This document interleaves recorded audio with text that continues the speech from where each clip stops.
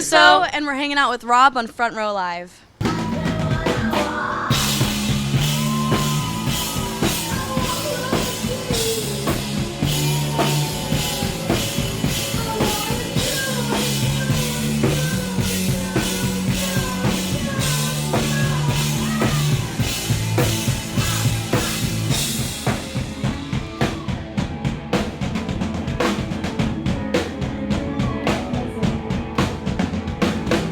This whole band is pretty far away from being an art designer.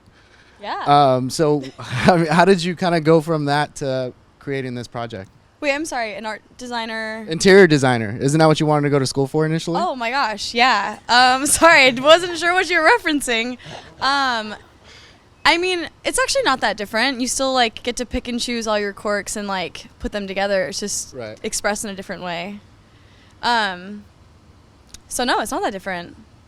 But I'm really happy I'm not doing that. Because now you're going everywhere. I mean, you just did your first U.S. tour. You just came back from the UK. You're about to go on another U.S. Another show outside of California. You guys are doing a lot in so little time. Like, how did that process kind of come together? It just happened. We put out this project and then we're just milking it. Right. Yeah. You guys just dropped your debut EP. Yes. Let's talk a little bit about the production process of this EP and, how did you guys create it? Who did you guys work with as far as a producer goes? Well, I created it before the band was formed. Okay. And I worked a lot with Michael Percy. I worked with Invisible Men and Luca. I don't know if he has a producer name right now, but he just put out a project called White China. Shout out to Luca. Okay. And so those were like my three main dudes, and it formed like a nice little accumulation of music, and seemed to be fitting and like short and sweet, but enough to get the point across for like a nice introduction. Right. And it took a fucking long time, so I'm really happy it's out. So prior to forming the band, it was initially a solo project. Yeah. So what kind of made you like change your mind into doing the whole band thing and having people with you when you guys are creating music, when you're out there performing? The whole shift from solo act to band act was just because the music was different, and like instead of trying to change myself, I'd rather change the whole vision. Okay. And these people were dope enough to do it. Like, I was gonna say lucky, but that's just like an asshole thing to say. No, these people were willing to do it, and like I'm so grateful. Yeah. So you guys got connected with her, and like, what was that first like vibe, that first session that you guys did together? Like, what was that like? It was good. We kind of jumped into things right away. We had a few rehearsals, and from there we I think we played one or two kind of like warm-up shows, and it was, I think after the first show that we played, everything kind of clicked, and it just works. It's easy with all of us. We have like chemistry on stage is really easy too. You don't always get that, and it just works with us too. So it's been really easy in some sense. And again, you guys got to jump onto a tour like so quickly. So I mean, did that chemistry still follow you guys throughout the tour? Absolutely not. No. Everything changed. Like, it's a new project now. No. Yeah, it was definitely where we bonded. We got our tour tats. We got our tour stories. So now it's official. Like, you're actually in the band. It's not like a let me think about it. No, yeah, it was both feet in the pool. But there was like one show where we all like were super in sync on the first tour, and we were like, oh, this is like really cool actually. That's awesome. And like, because it's always like tricky like figuring out how you make it work and like how you fit in, and if it's right in the first place. But like, we had one show on the Madison Beer Tour where we were just like, oh fuck, that was really dope. Like, everyone just like snapped into it. It was I think that was like a pretty prolific turning point for everybody. Right. Now, when you started writing music, you were in your dad's studio. You were young, like 12, 13 years old. Like, do you go back to that first song that you wrote, and do you try to bring it back to life, or is it out? Like, is that something people hear? My first song? Yeah. No. No. You'll hear it when I die. No, you write music when you're like so young. It literally means nothing. Like some of the lyrics were cool, and I was, I think it was like, I was just like trying to create this persona that I don't think I was. I obviously wasn't. So, but you know, you got to start somewhere, whether you like believe in yourself or not. It's like just trying it out. And so I like, you know, I was emulating this like really like mysterious, sexy, jazzy lady, and I was like, that's not true. You're like a weird, like quirky, like funny kid. Like, what's wrong with you? You know? Right. So, yeah, steps. No, that first song. No. So what was that evolution like for you, trying to discover the kind of artist that you are, the kind of writer that you are today? Like, what was that like for you? I mean, stylistically, it's like just evolved. It's just gotten better, you know, because everything can. And just like time, like if you're willing to put in the time and really dedicate yourself, like you can be what you aspire to be. Right. And so I've been like working on it seriously for like 5 years now. So I'm very proud of myself where I am now. And I just hope to keep evolving. I don't think I've found myself perfectly as the artist that I think I am, but that's all part of it. Right. Now, what track do you guys feel like is the most challenging, either for you to create or for all of you guys to like learn and perform live from this EP? I feel like everyone hit it on the head first try. I don't think any of them were like... You guys are all just naturals. Like, Like, which one's the hard one live? I guess Joyride, to make it feel like it belongs. Like, not that it's so out of place or anything, but that it's just like to go so high energy and then to like pull back. It's like you gotta really be careful about how you do that, so you don't like. It's like you have a candle and like you're just, you know, choking off, but you don't. If you extinguish it, then it's kind of like, all right, we're bored now, you know. but now I'm curious what that sounds like, because I personally like Joyride. I like how we get to hear your vocals more and less of the instrumentation, just because you get to showcase like how you sing. So how does that sound when you guys actually perform it live? It sounds good. Well, duh. It sounds good. Like, I don't know. It's on a night by night basis for me because it's such a tricky song. Like, it is like really high and like it goes up and down and like the notes are a little intricate.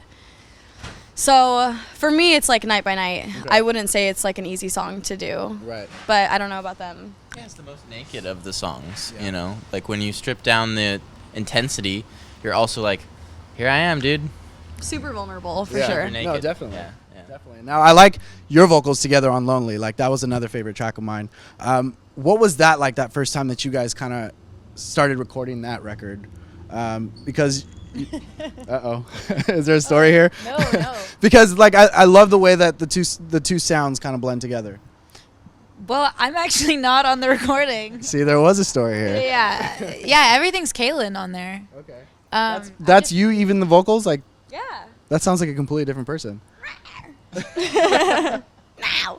That's interesting. Yeah, with her live, but Yeah. it's not. Yeah, not on the recording. Okay. Yeah. That's crazy. No, it really sounds like somebody else. Like, Thanks. that's insane. But I like that song because it took me back to like early Tegan and Sarah meets like Shiny Toy Guns. Oh, sick. And like I was a huge fan of that before. So like the moment that Lonely kicked in, I was like, holy shit! Like, you're bringing back some good music.